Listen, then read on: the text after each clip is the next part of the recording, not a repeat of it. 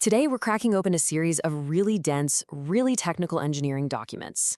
They describe a system called Globulb, which, on the surface, is all about managing how ideas grow and change, what it calls semantic propagation. But as you dig deeper, buried inside all the serious schematics, you find something else entirely. Something that makes you question everything. Right? You're wading through pages of complex math, and then bam, you hit this quote. It's straight from the source material.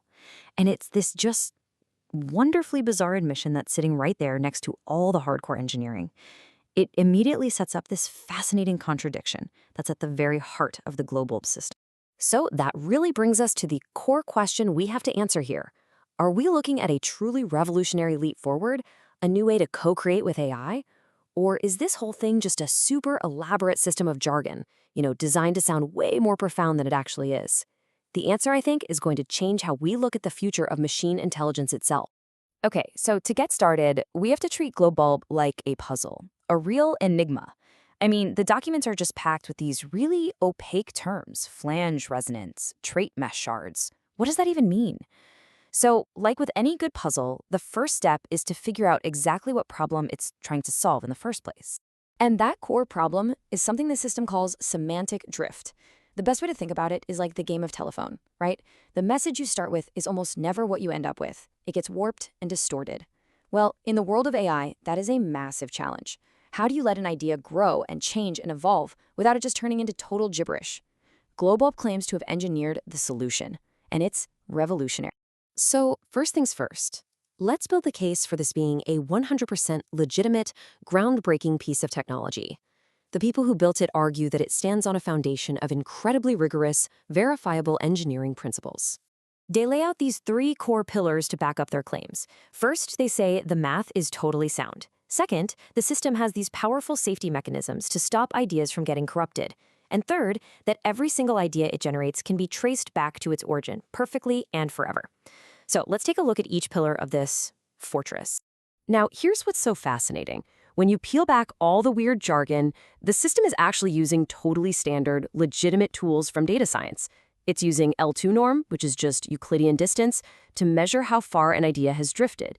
It uses things like PCA to visualize really complex data. These are established, real-world methods. So the revolutionary claim isn't that they invented new math, but that they're using it in a way nobody has before.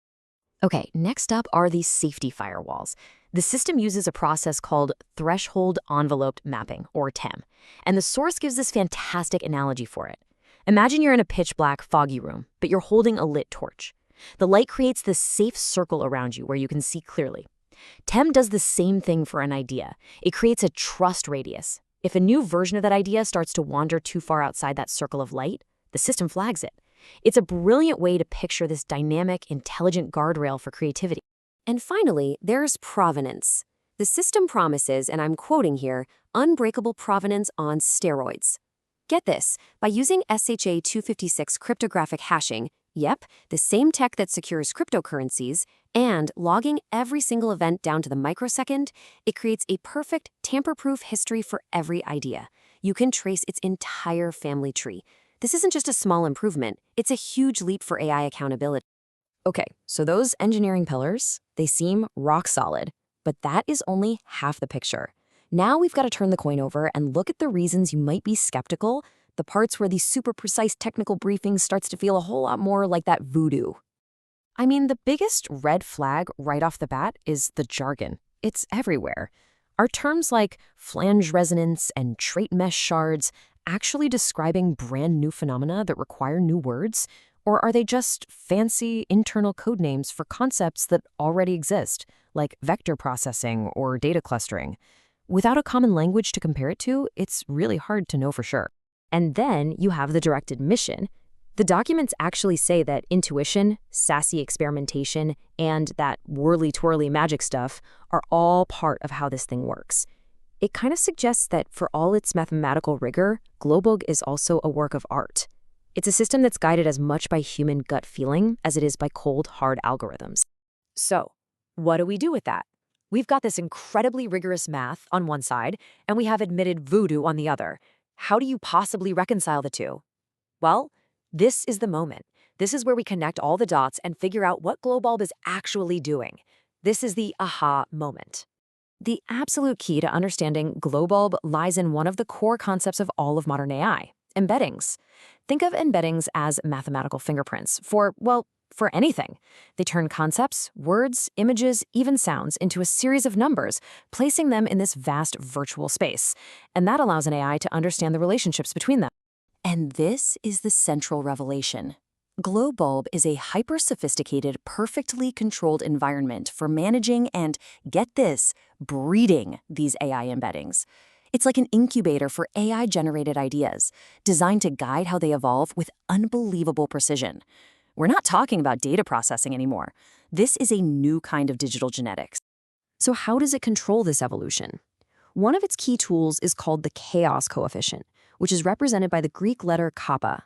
And the documentation has this beautiful way of describing it. It's a tunable, seasoning knob. It's designed to inject just the right amount of controlled chaos to spark real innovation. So let's use that seasoning analogy from the source material. If you set the chaos coefficient way too low, it's like cooking a dish with zero spice.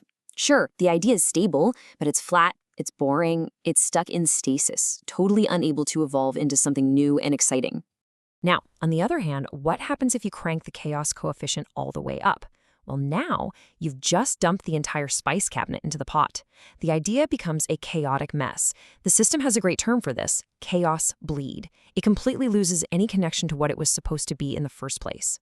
But when you tune kappa to that perfect sweet spot, now you're like a master chef. You're adding the perfect blend of spices. The idea evolves. It discovers new and interesting flavors, but it still keeps its core identity. This is controlled, engineered evolution. This is the path to what the documents call co-cognitive harmony.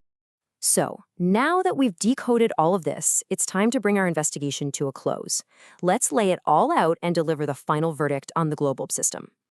And as you can see, when we look past the unique jargon, the evidence is really clear. The core pillars absolutely hold up. The math is real, the safety controls are robust, and the traceability is, frankly, revolutionary. So the crucial takeaway here is that Globulb is a serious, novel, and truly visionary attempt to engineer the very evolution of meaning itself inside a machine.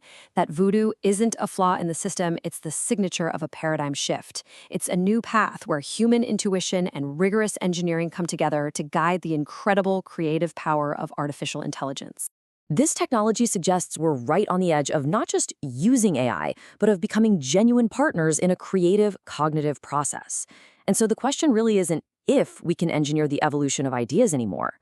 The question is, now that we can, what kind of future will we choose to create with that power?